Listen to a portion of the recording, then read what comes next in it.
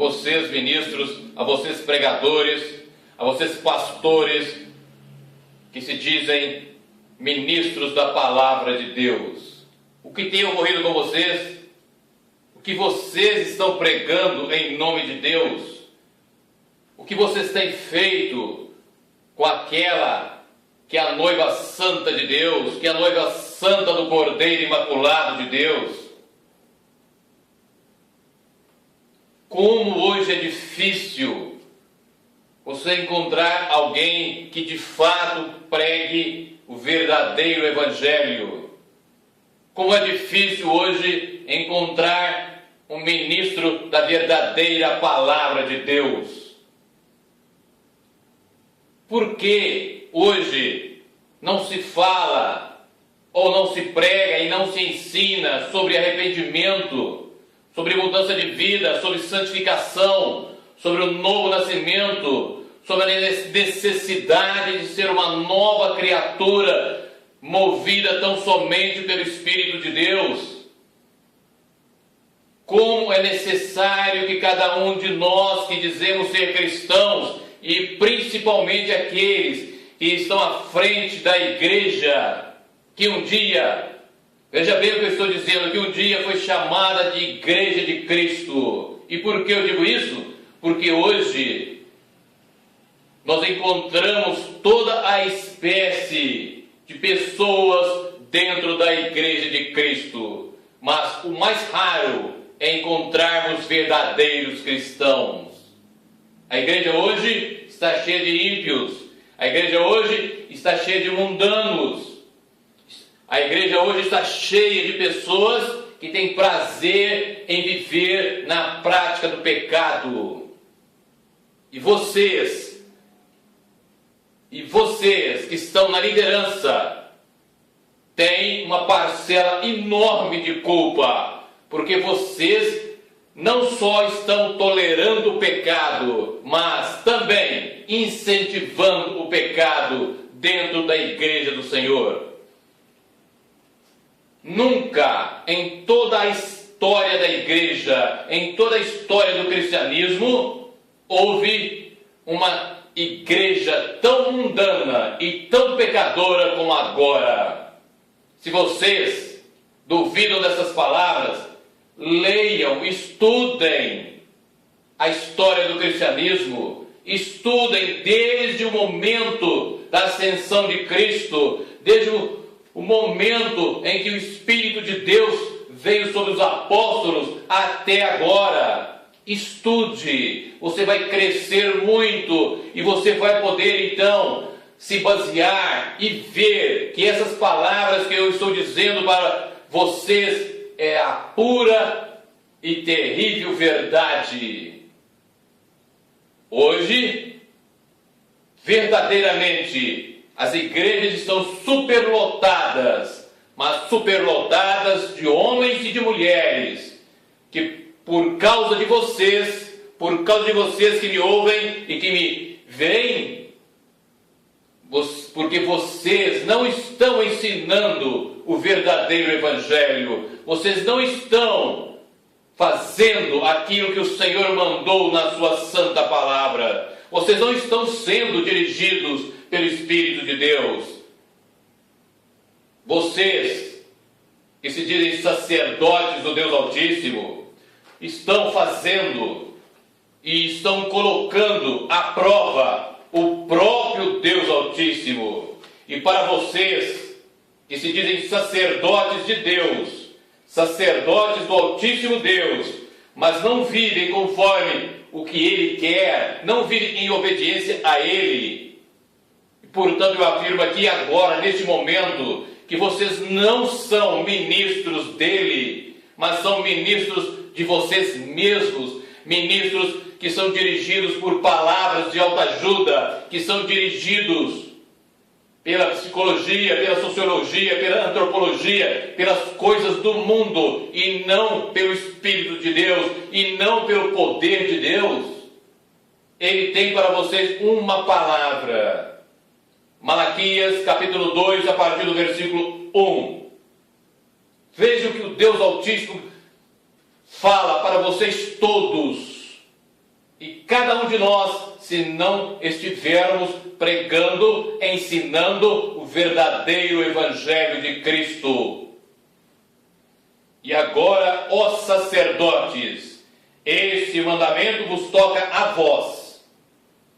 Se não ouvirdes, se não propuserdes no vosso coração dar honra ao meu nome, diz o Senhor dos Exércitos, enviarei a minha maldição contra vós e amaldiçoarei as vossas bênçãos.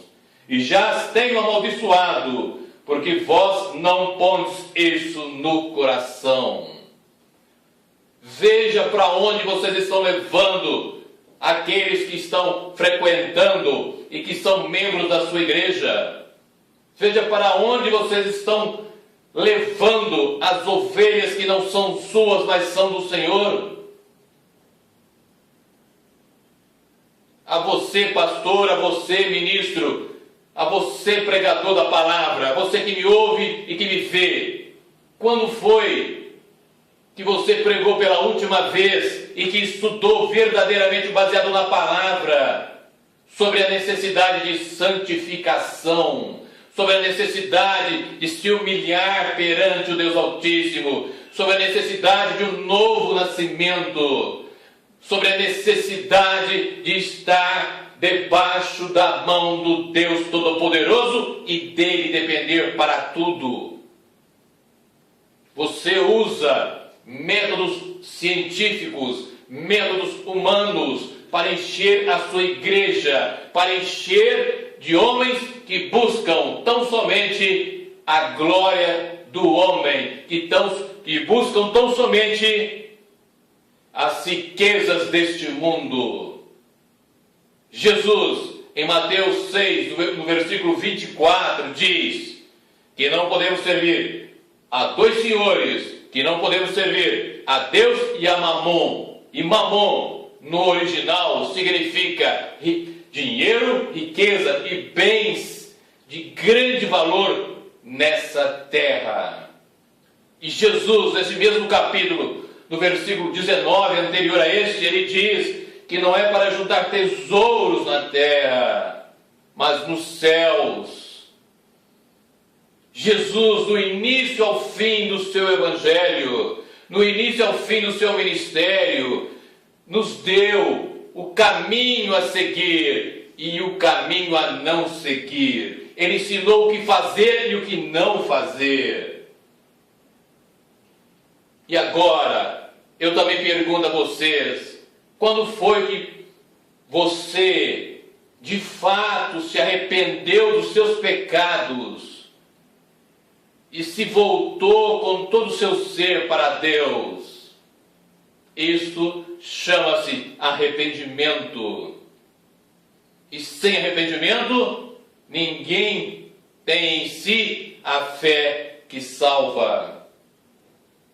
Jesus, como eu já disse antes e volto novamente a dizer, depois de 30 anos aproximadamente em silêncio, as suas primeiras palavras, que são registradas no Evangelho de Mateus, Mateus 4,17, são o seguinte: arrependei-vos, porque é chegado o reino dos céus.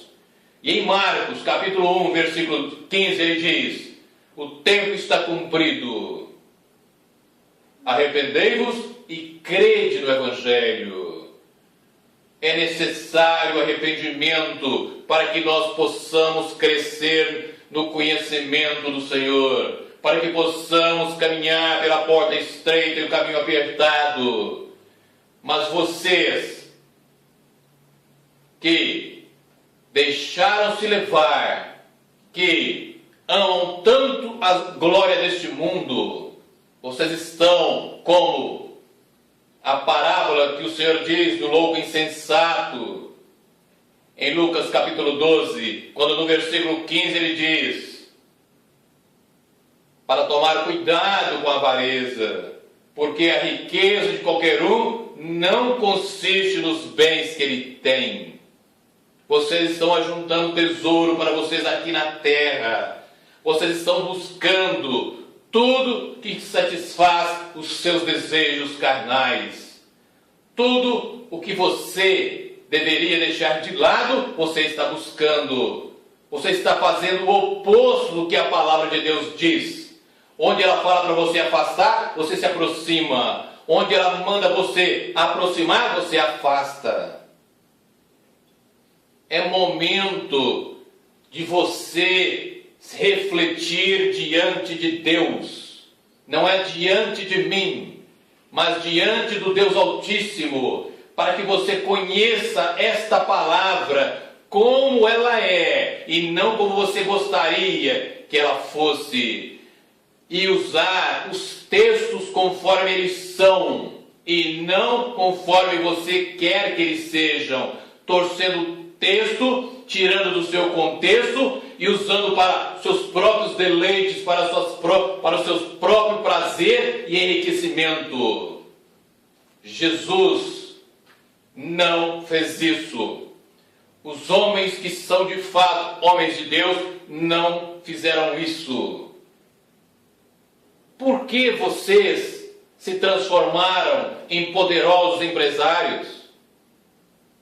Por que vocês buscam não somente a glória de Deus, mas a glória de vocês?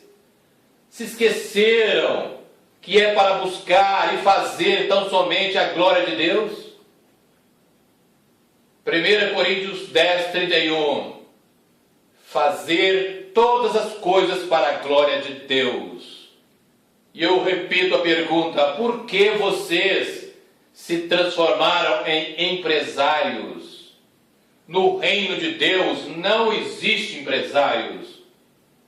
O reino de Deus é constituído de servos e escravos de um só Senhor, Jesus Cristo. E o servo e o escravo faz a vontade do Deus Altíssimo, faz a vontade desse Senhor. E esse Senhor, que no original é Kyrios, significa o quê? Aquele que tem todo o poder, a majestade suprema, aquele que é o Senhor de tudo e de todos. Jesus é esse Senhor, não você.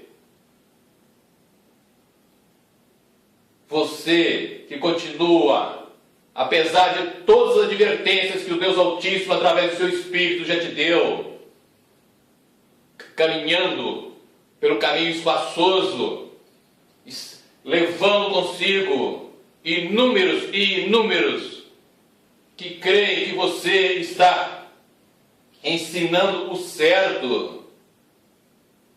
Como uma pessoa já me disse: mas, Senhor, eu vou em tal igreja, eu vou em tal igreja, eu vou em tal igreja. Todos ensinam que tem que ser rico.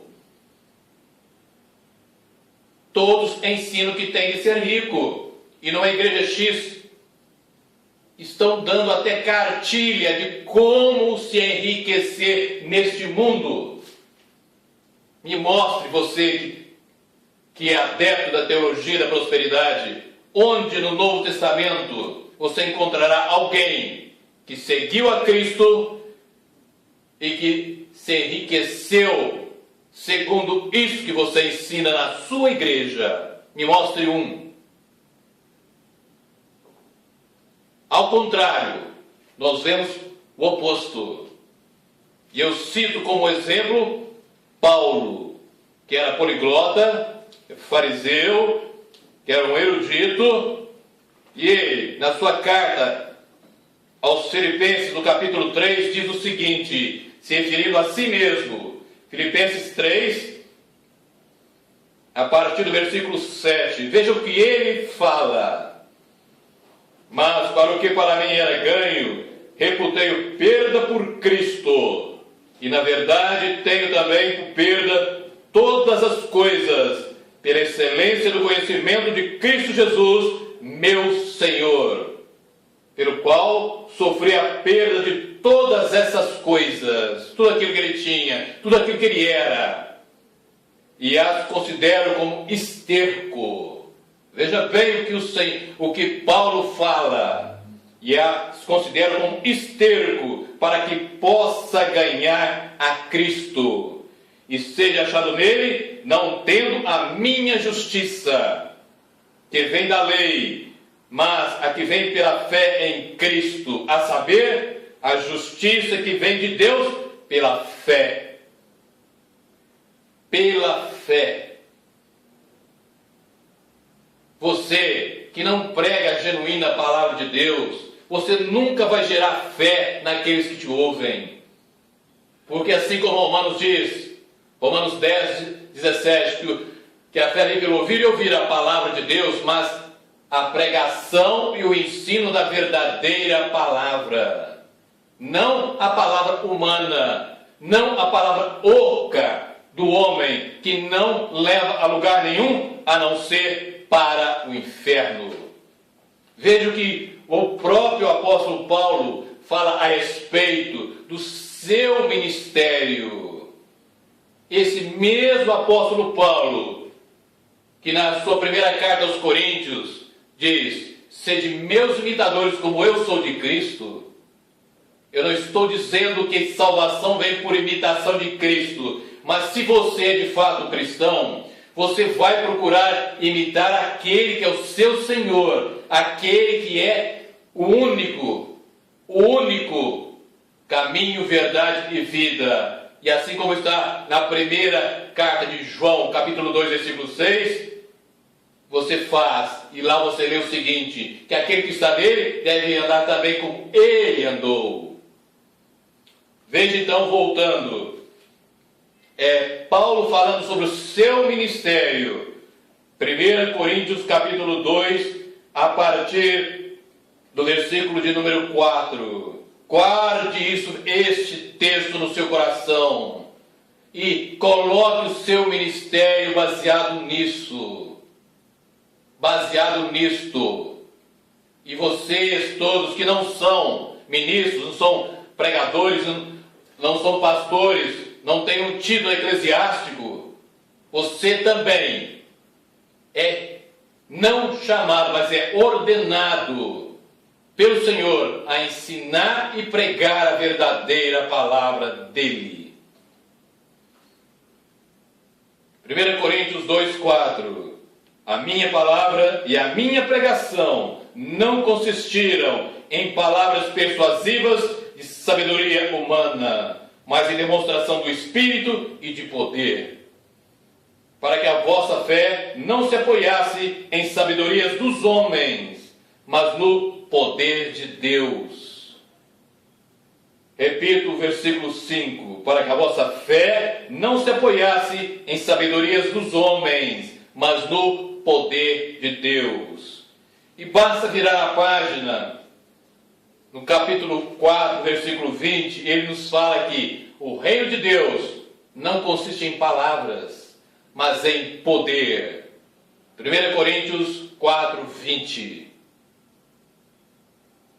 Vocês que estão na liderança, vocês que têm qualquer cargo eclesiástico, vocês são chamados a serem, mais do que qualquer um, exemplo de vida.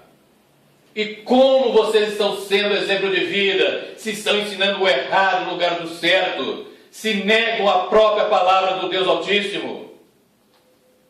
Como? O que vocês são? A segunda carta de Pedro, no capítulo 2, especifica e mostra quem é que vocês são no tempo da agora. Veja bem, esta palavra escrita pelo apóstolo Pedro, veja como que encaixa literalmente e corretamente em vários ministérios. E você que me vê e que me ouve, guarde isso. Veja o que ele está dizendo. 2 Pedro, capítulo 2, versículo 1 em diante. E também houve entre o povo falsos profetas. Portanto, o falso profeta já existe desde o início, mas hoje a coisa está terrível, muito mais do que naquele tempo. como entre vós haverá também falsos doutores, que introduzirão encobertamente heresias de perdição. Veja bem, heresias de perdição, ensino antibíblico que vai levar à perdição, e perdição significa o inferno. E negarão o Senhor que os resgatou. Portanto, são pessoas que estão falando em nome de Deus, que foram resgatadas pelo Senhor, mas o estão negando. É isso que ocorre com muitos de vocês. Continua, mas trazendo sobre si mesmos repentina perdição.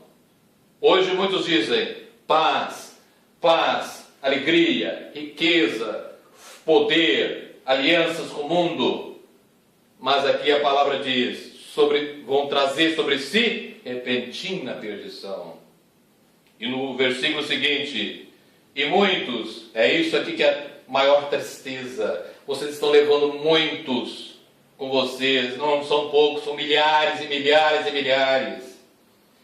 E muitos seguirão as suas dissoluções, pelos quais será blasfemado o caminho da verdade. Agora, o escândalo da cruz de Cristo, o ensino correto de Jesus Cristo e dos seus apóstolos está sendo blasfemado. O verdadeiro cristianismo não tem nada do que vocês estão ensinando, mas tem tudo da palavra de Deus. Saiba você que a palavra de Deus é mais do que suficiente para todas as coisas e todas as áreas da sua vida. Como diz a segunda carta de Paulo a Timóteo, capítulo 3, versículo 15 e 16, quando ele fala que ela é suficiente, que ela é apta para quê? Para ensinar ao homem de Deus em todas as coisas. Em todas, não é em quase todas, é em todas as coisas. E o escândalo da cruz de Cristo, aquilo que nos trouxe e que nos reconciliou com Deus, está sendo terrivelmente blasfemado. E então, o Espírito de Deus não está com vocês. O Espírito de Deus não comunga com vocês, pois insistentemente vocês o estão entristecendo e apagando. Efésios 4:30 e 1 Tessalonicenses 5:19. Essa comparação que o apóstolo Paulo fala de uma chama que é possível ser apagada, é exatamente para que nós nos acordemos e saibamos que o Espírito Santo é alguém que deve ser aquele Senhor, como Jesus diz no Evangelho de João, aquele Consolador, aquele outro como eu, como ele diz. Para quê? Para nos dirigir, orientar, conduzir, proteger. Romanos 8,14 diz, aqueles que são guiados pelo Espírito de Deus, esses são filhos de Deus. Mas vocês apagaram a luz que deveria estar dirigindo vocês. Para onde vocês irão então? O escândalo da cruz, o Evangelho verdadeiro de Cristo, ele será um escândalo eternamente, porque o homem, o mundo não o aceitará jamais, porque ele traz aquilo que a carne não quer. Ele traz realidades e verdades espirituais que o homem carnal, que o ímpio não aceita, em hipótese alguma. Porque é necessário, antes de tudo, negar a si mesmo a sua vontade e se voltar para Jesus e segui-lo e renunciar tudo aquilo que Ele nos pede. O verdadeiro Evangelho de Cristo é a cruz que cada um tem que carregar É o ensino que o Senhor deu. Você, neste momento, é convidado a se arrepender dos seus pecados, porque ainda não chegou o dia do juízo, mas chegará. E a ira do Deus Todo-Poderoso cairá sobre este mundo e cairá sobre todos aqueles que não se arrependerem dos seus pecados e não se voltarem para Ele. E no versículo 3, veja bem o que ocorre e o que Pedro está dizendo aqui. Veja a realidade do tempo da agora. Vocês que me ouvem aqui, guarde isso, reflita se isso é ou não verdade sobre a realidade do atual cristianismo. Que, repito, de bíblico não tem nada, absolutamente nada. Segunda Pedro, capítulo 2, no versículo 3. E por avareza, amor ao dinheiro. É isso que vocês têm. Amor ao dinheiro. Farão de vós negócio, veja bem, negócio, empresários, negócios deste mundo. Farão negócio com palavras fingidas. Palavras fingidas, e sobre os quais já de largo tempo não é tardia a sentença, e a sua perdição não dorme. Vocês não só estão caminhando para o inferno, o local da ira de Deus, como levando inúmeros e inúmeros, como eu já disse, também para o inferno. E a vocês que estão aqui comigo, e a todos os outros que não são pregadores, que não são ministros, ou quem sabe são, você é convidado a fazer isso que eu vou colocar para você agora. Coloque também a mim em primeiro lugar. Veja se o que eu estou dizendo é verdade ou não. Prove a mim em primeiro lugar, por tudo isso que estou dizendo para vocês, se é ou não verdadeiro, se está ou não de acordo com a palavra de Deus. E eu deixo isso para que você reflita. Na primeira carta de João, no capítulo 4, no versículo 1, veja bem o que o Espírito Santo, através de João, nos chama a fazer. Amados, não creais em todo espírito, mas provai se os espíritos são de Deus, porque já muitos falsos profetas se têm levantado no mundo. Não creais em todo espírito, mas provai se os espíritos são de Deus, porque já muitos falsos profetas se têm levantado no mundo.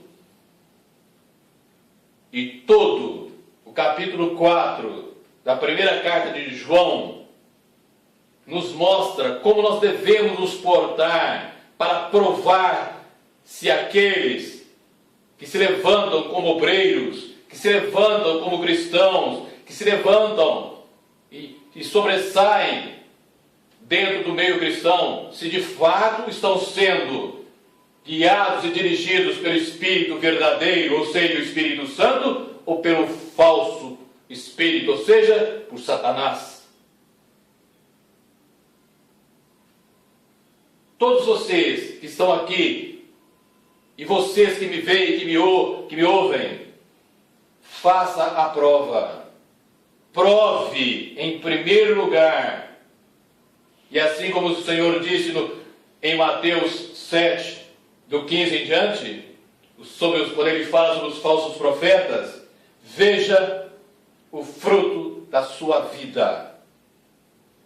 É pelo fruto que se conhece uma árvore, ele diz, e é assim que deve ser.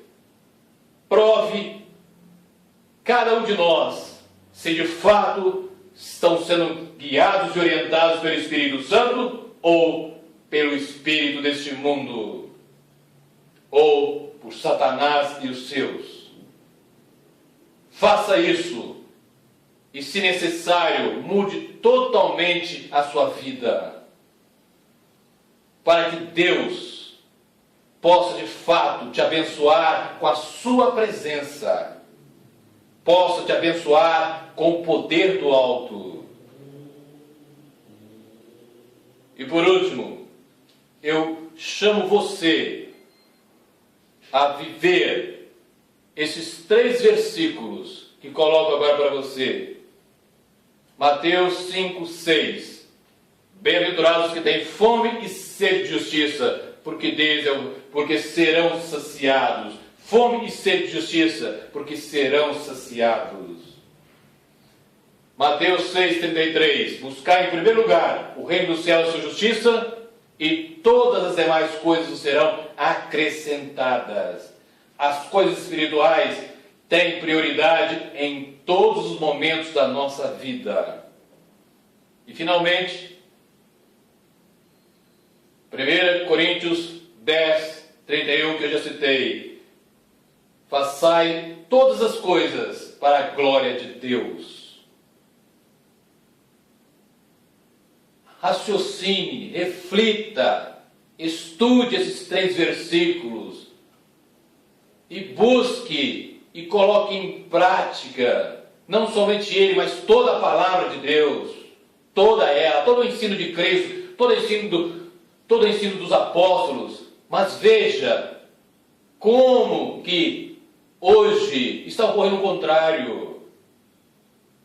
Hoje se tem fome e sede, a justiça está aqui, porque não é justiça. Hoje não se busca a justiça, o reino de Deus e a sua justiça em primeiro lugar, mas as coisas deste mundo. E o terceiro, não se faz todas as coisas para a glória de Deus. O versículo diz assim: quer comais, quer bebais, ou façais qualquer outra coisa, fazei tudo para a glória de Deus. Hoje se faz tudo para a glória de si mesmo. Busca-se todas as coisas para encher o bolso. Só aquilo que o apóstolo Paulo diz: obreiros do ventre.